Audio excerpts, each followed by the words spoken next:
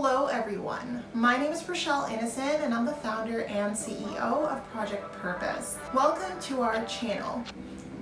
Our community is focused on fostering the intellectual and character development in children. We do this through our parent-child workshops that are focused on 4 themes: autonomy, self-efficacy, compassion, and self-concept, in order to cultivate grit, perseverance, and resilience in each child. And we are so thrilled to be offering one of the first of its kind digital, virtual, and continuous learning environments, enabling parents and children to connect from all around the world. At Project Purpose, our overarching mandate is to renew and rebuild the family, community, and relationships. Our different social media platforms provide us with an opportunity to have discussions and to create space for all topics that relate to family, community, and relationships with ourselves as well as with others, with a primary focus on mental health and education. More precisely, the ways that the institutions of mental health and education play a role and have played a role in our societies at large. These discussions and debates provide us with an opportunity to think critically about what needs to change within these structures for us to live up to our bold slogan: support, protect, and empower each child through youth-focused development, better known as leadership in juvenescence.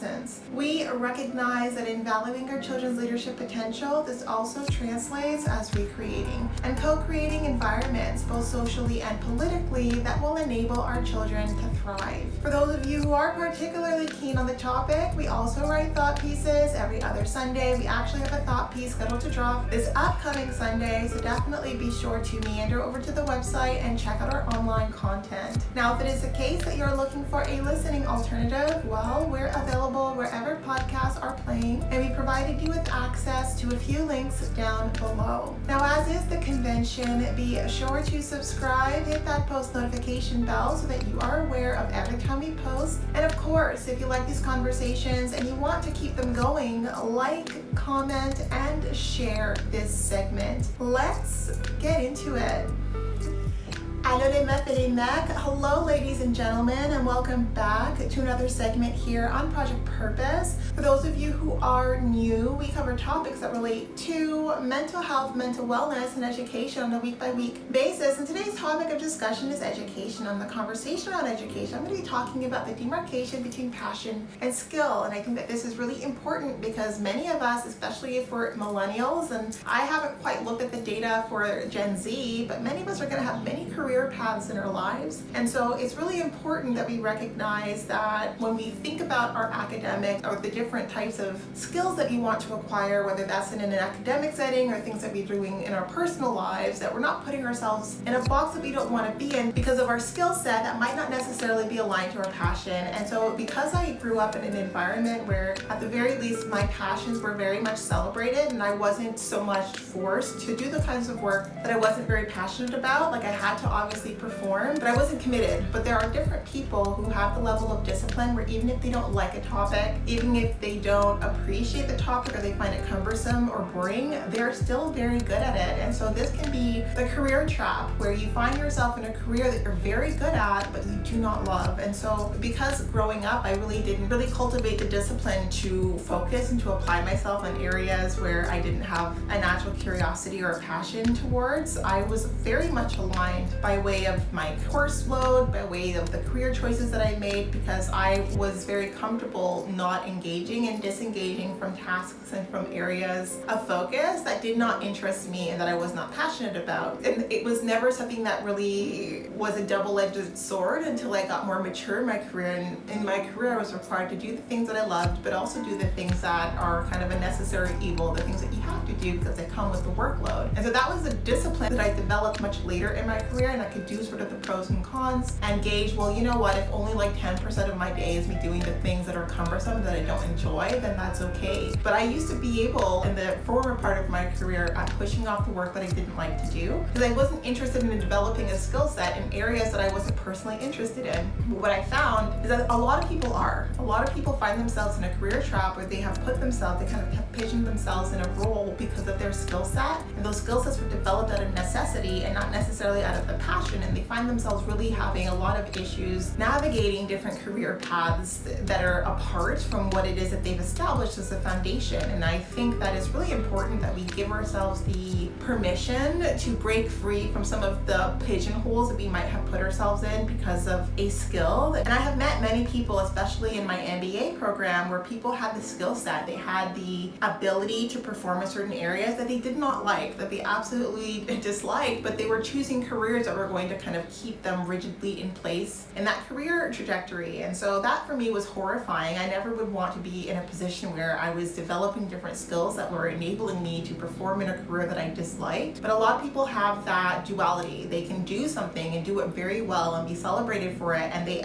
vehemently dislike that vocation. And so that is not something that I feel enables us to stay in alignment. And I think that it's really important that we think about your academic career, and when you think about your career path, that you think about, well, how can you enable yourself to perform in any setting? How can you develop the different skill sets or the foundation that enables you to be a chameleon? And so I had mentioned before doing my MBA, my background was in institutional communications, so communications with the intention of communicating in a business setting, and cognitive neuroscience, which works for organizational psychology and for any form of training and development and communication. And that's how I sold myself. For any role that I was looking to do, I was able to find the contacts within my academic background that would make it relate. And then I had enough work experience, and my work experience sort of spoke for itself, but all of it was in alignment with my passions because I picked an academic foundation that was in alignment with what I was passionate about doing. And of course, I'm here on YouTube talking because that also is a passion. I can talk even to a camera and not even have a physical audience in front of me. But I think that it's really important for those of us who are considering the career paths that we've had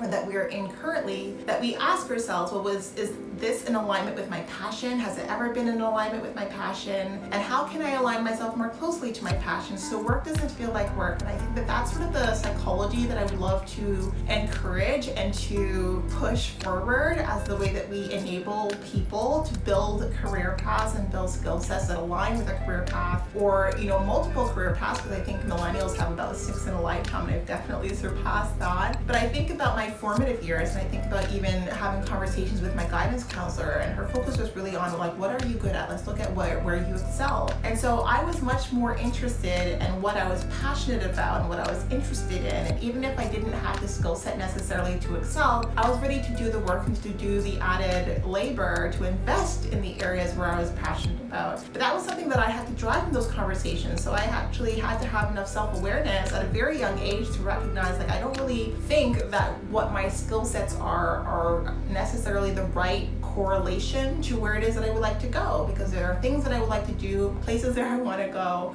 where I don't have the skill set yet, where I'm not performant yet. And so I want to have the conversation here around building the performance to align with what your passion is. And I think that sometimes we can fall into the trap of just kind of playing it safe and playing to our strengths. And I think that it's really important to apply your strengths where necessary, but apply your strengths to allow you to drive a career that is in alignment with where you are passionate, so that it doesn't feel like work. It's taking up so much of our time and energy that if it feels like work, it's probably taking more out of us than what we're putting into it. And we don't want that. We want the work that we do, that we spend a third of our lives doing, to be what fuels us, what energizes us, rather than be what takes from us and diminishes us, because it's just so much time spent. So if you're spending time thinking about it even outside of the 4 walls of your office, then you want to make sure that that's something that energizes you, that makes you feel good, that makes you feel excited. And so that was why I decided to continue my career path and to build and further continue on establishing a foundation that was focused more so on business and cultivating a skill set that allowed me to play into different hats and roles in business. And I ended up loving digital strategy. It ended up being the kinds of projects that I worked in prior to. I worked in a lot of system migration projects, but lots of varieties of skill sets. And even as we think about digitization, about automation, around artificial intelligence, the skill sets are evolving and they're changing. The way businesses are transforming is very different from how they transformed even 10 years ago. And I've definitely been in industry long enough to see that growth and transition, even see that growth and transition across markets, across languages, and across geographies as well. So this is more so a conversation, putting a pause to the conversations around stalking, because I have tried to keep all of the conversations that we've had up until this point in alignment with my stalking experience, because I have been